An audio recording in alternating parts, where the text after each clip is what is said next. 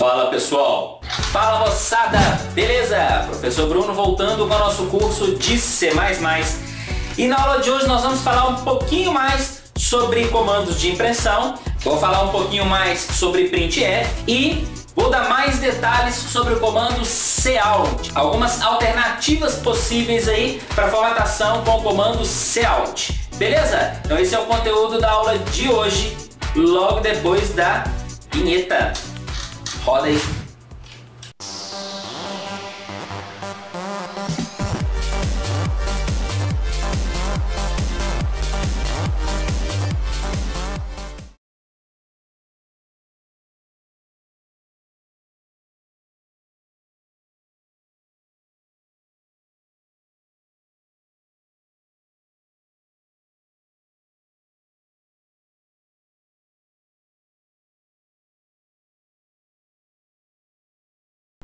Então, pessoal, vamos lá. Aqui no computador eu já estou com o arquivo da aula 41 de C++.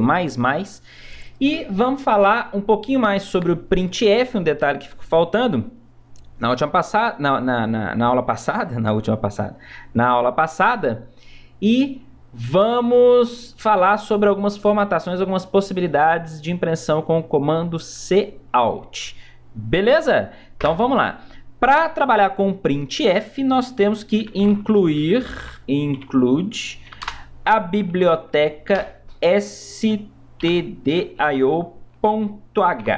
std, né, de Standard, IO de entrada e saída, ok? Entrada e saída padrão, ok? Então, com a biblioteca inserida, agora nós podemos trabalhar com o printf. Então, printf comunzão aqui, só para a gente relembrar.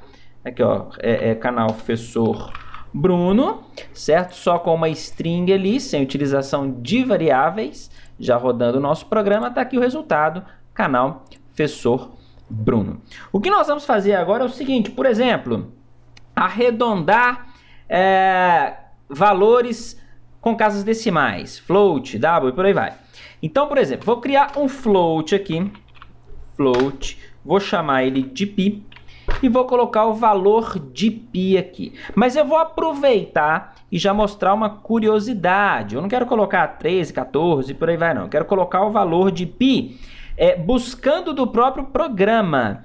Então, nós temos uma biblioteca matemática para isso. Depois eu até posso fazer algumas aulas dessa biblioteca, que ela é interessante, que é a biblioteca match.h, ok? E essa biblioteca eu já tenho a constante com o valor de pi, ok? É uma constante, que é essa constante aqui, ó, m de match, obviamente, pi. Então, pi me retorna para a variável pi, né, o valor de pi. Vamos ver isso? Vamos fazer a impressão dessa variável pi aqui. Olha só, com esse printf. Eu vou colocar aqui, ó, valor de pi. Porcentagem f. Por que porcentagem f? Porque é um float, certo?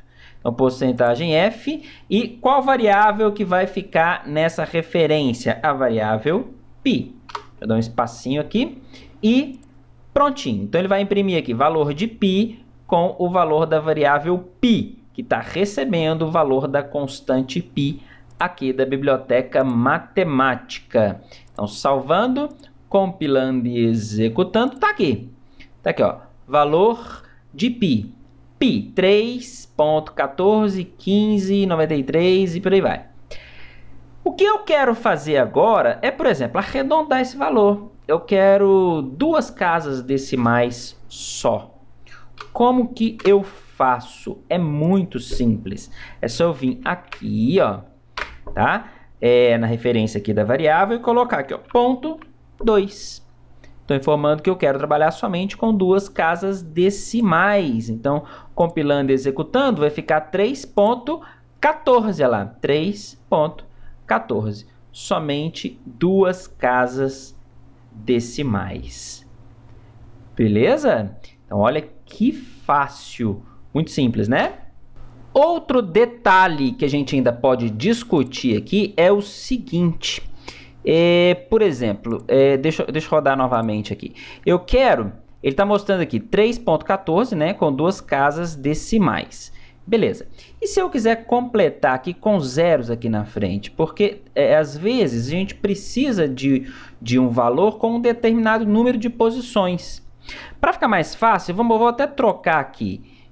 Ao invés de float, vou trabalhar com int. Vou trocar o nome da variável aqui de int para num. Vou colocar aqui o numeral 5. E vou trocar aqui de f para d, que é o inteiro, né? A variável num. E agora eu vou colocar aqui valor de num. Inicialmente aqui, deixa eu parar o programa anterior, ele vai imprimir aqui num, que é 5.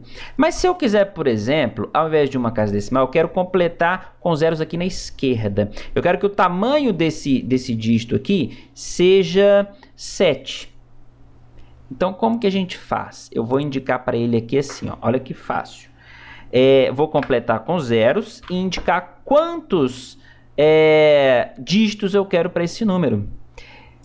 Veja bem, vai sair com 6 zeros aqui na frente. Olha só, 1, 2, 3, 4, 5, 6, 7 dígitos. E se o valor de num for igual a 10? Então, ele vai completar com 5 zeros. Aqui, ó, 1, 2, 3, 4, 5 e o valor 10. Funciona para o float? Funciona, tá, gente? Sem problema nenhum. Aqui, ó, deixa eu fazer agora com o float de novo aqui. Pegar a constante π aqui para o num, trocar aqui para f e eu quero arredondar. Olha só, quero 7 dígitos no total, completado com 0, arredondado para uma casa decimal. Então, veja bem, valor de π, compilando e executando. Olha aqui, ó, quantos dígitos? 7. Completado com 0. Então, 1, 2, 3, 4, 5, 6, 7. Com uma casa decimal. Beleza? Simplesão demais, né? Então, esse aí é o printf. Vimos as possibilidades de trabalho com printf. Vamos falar, então, de cout. Vamos falar das possibilidades de cout, das novidades aí de cout, que nós não vimos até então. Vamos lá, né? Então, vamos fazer o seguinte. Vou tirar esse printf aqui e vou declarar uma variável inteira. Int num. Vou colocar aqui o valor 15 aqui. E vamos fazer a impressão desse 15 com o cout. Então, seria cout num. Ok. Ele imprime aqui o valor da variável num, tá aqui 15. Se a gente quiser um texto aqui, né? Sem problema nenhum. Vamos colocar valor de num. Beleza, então ele vai imprimir a string mais o valor da variável. Valor de num, 15. Ok, muito bem. E se eu quiser imprimir... eu posso colocar aqui, ó, um endline... ou posso colocar o /n, ok? Aqui vai dar a mesma coisa. Se eu quiser imprimir aqui o valor de num em hexadecimal, então aqui, ó, valor de num em decimal, valor de num em hexadecimal. Como que a gente faz essa conversão? Aqui não estou convertendo ainda não, tá? Só para mostrar aqui. Como que a gente converte isso daqui? É muito simples, é muito simples. Basta eu colocar aqui o x na frente da variável que eu quero converter e ele vai converter aqui para hexadecimal. Então, olha lá, 15 em hexadecimal é o F. Se eu colocar aqui o 14 em hexadecimal é E, não é isso? Aqui, ó, compilando e executando, lá, 14 em hexadecimal é. Se eu colocar aqui 10, rodando aqui, ó, compilando e executando, A. Ok? Então, X vai converter essa variável aqui que está em decimal vai converter qualquer variável, né? Que esteja em qualquer base aí para o hexadecimal. Beleza? Nós também temos como converter para base octadecimal, octal. Então é só a gente colocar aqui ao invés de hex, OCT.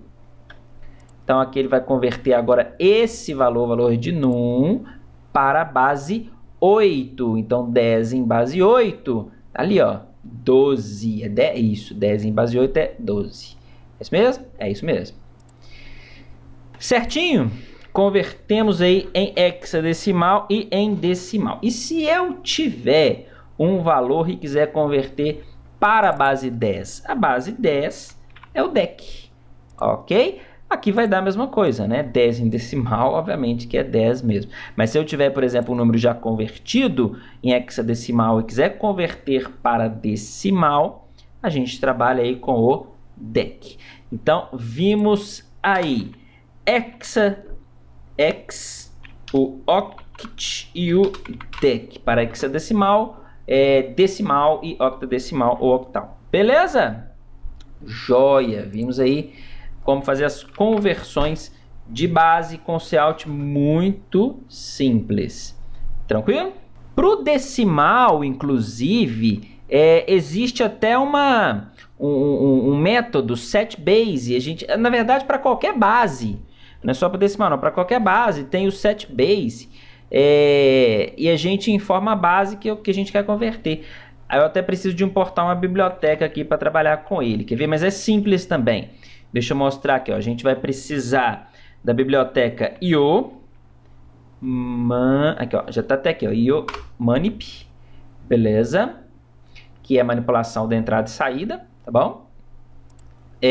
Aqui na frente do número, eu indico aqui o setBase com a base que eu quero converter. Então, eu estou convertendo aqui esse número que está em decimal para a base 16, rodando aqui, lá, igual o hex anteriormente, tá vendo? Então, o setBase a gente também faz essa conversão de bases. Se eu quiser base 8, lá, ó, setBase com a base 8, tá lá o 10 em base 8. Tranquilo? Vou deixar até o setBase aqui para a gente não esquecer. Muito bem, então já vimos aí as possibilidades de conversão de base com o Cout. E se eu quiser indicar o número de casas decimais? Casas decimais a gente também pode. Então nós vamos fazer com o método Precision. Vamos voltar com a biblioteca matemática aqui. Include, não sei para que eu apaguei, né? Met.h. Vamos fazer pode ser float mesmo. Float. De novo aqui, ó, pi com a constante de pi. Beleza. Agora eu vou indicar aqui, ó, o Cout. Vou chamar para o Cout o método Precision. Aqui eu vou estar configurando a precisão do Cout. Então, vou falar aqui que eu quero Precision 2, ok? E vamos pedir aqui para imprimir o valor de π. Então, valor de π, opa, aqui, com o valor da variável aqui, π. Valor não, né? O nome da variável aqui. Então, nesse caso, ele vai imprimir ali o valor de π com duas casas desse... Ah, não, peraí. Aqui é verdade, eu esqueci desse detalhe aqui.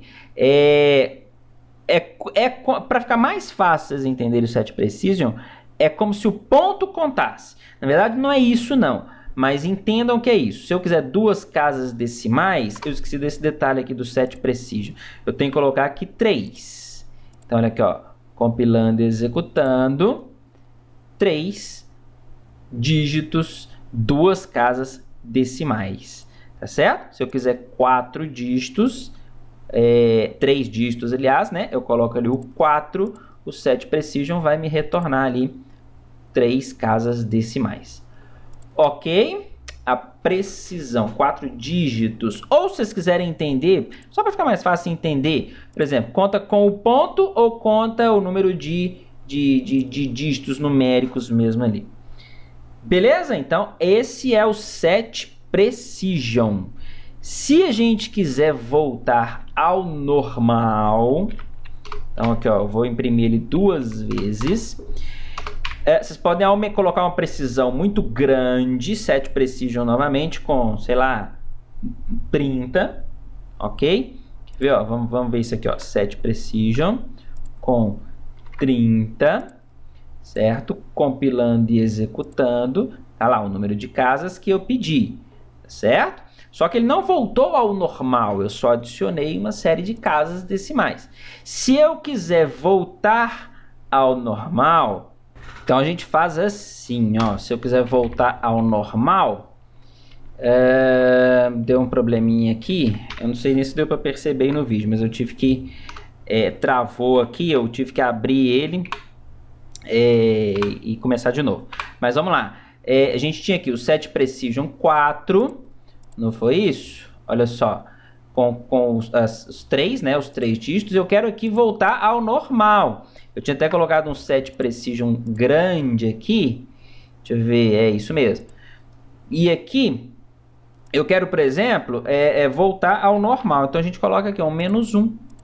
Então, compilando e executando, tá vendo? Ele volta aqui ao número, a precisão normal do Cout, tá vendo? Então, desse ponto aqui é 4, com 3 casas decimais, né? E desse ponto aqui ele volta a precisão ao normal. Beleza? A gente pode trabalhar também com notação de casa científica, né? Dígitos científicos, né? Então, como que a gente faz? A gente trabalha aqui, ó, com o std e eu peço aqui um scientific.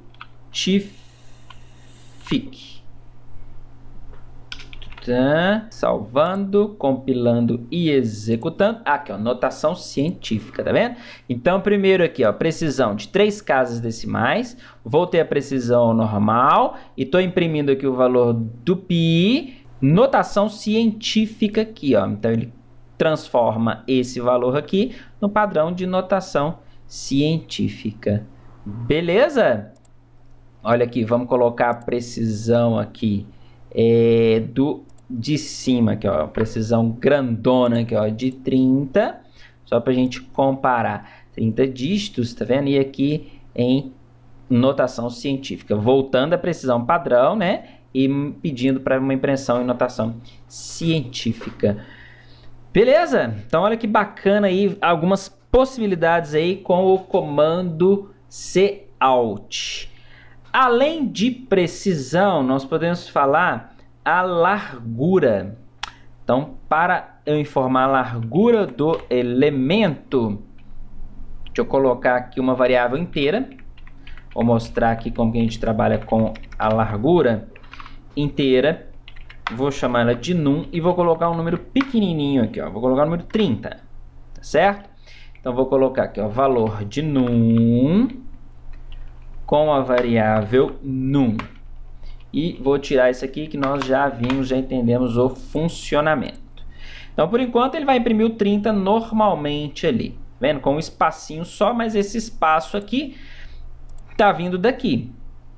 Ok? Beleza. Vou até tirar ele aqui, ó, para não confundir. Tá vendo? Vai ficar juntinho ali dos 2 pontos. Joia. Então, veja bem. Eu quero informar agora a largura do campo, largura desse dígito aqui. Como é que eu vou informar isso? Eu vou chamar o método, a função setW, que é setWidth, né? Set largura, width que seria largura. Então ele já tá, olha só, já tá até mostrando algumas outras possibilidades aqui com set, tá vendo? Então, para informar a largura, eu quero aqui 10, largura, tamanho 10. Ao fazer a impressão, vocês vão ver que o numeral vai estar mais para a direita. Por quê? Porque agora aqui tem essa largura aqui, que eu informei, largura 10. Ok? Beleza? Olha aí mais uma possibilidade que é o 7W, então, para a gente configurar a largura. E nós podemos também aqui, ó, preencher esse espaço aqui com um dígito qualquer. Se eu quiser, por exemplo, preencher com zeros na frente, eu quero aqui, ó, tamanho 10 e preencher com zeros. Nós podemos chamar aqui também o set fill e indicar qual que vai ser o caractere que eu quero fazer o preenchimento. Então, se eu quiser preencher com 0, tá ali, ó, salvando, compilando e executando, tá aí. Aqui, ó, 1, 2, 3, 4, 5, 6, 7, 8, 9, 10, que é a largura que eu especifiquei, preenchido com 0 na frente. Se eu mudar aqui, por exemplo, para X, ao invés de 0, ele faz o preenchimento com X, olha lá, X. Beleza? Então, olha aí, já vimos então set width e set fill. Bacana, né? Legal aí essas opções, essas possibilidades aí com Cout. Então, gente, é isso aí. Na aula de hoje nós vimos aí algumas outras possibilidades de impressão com printf e Cout, ok? Espero que vocês tenham gostado aí. Quem não se inscreveu, se inscreva no canal. Quem gostou e quem não gostou, clica no joinha. Dúvidas, sugestões, postem nos comentários, mandem por e-mail. Galera, vou ficando por aqui. Até a próxima aula. Tchau, tchau.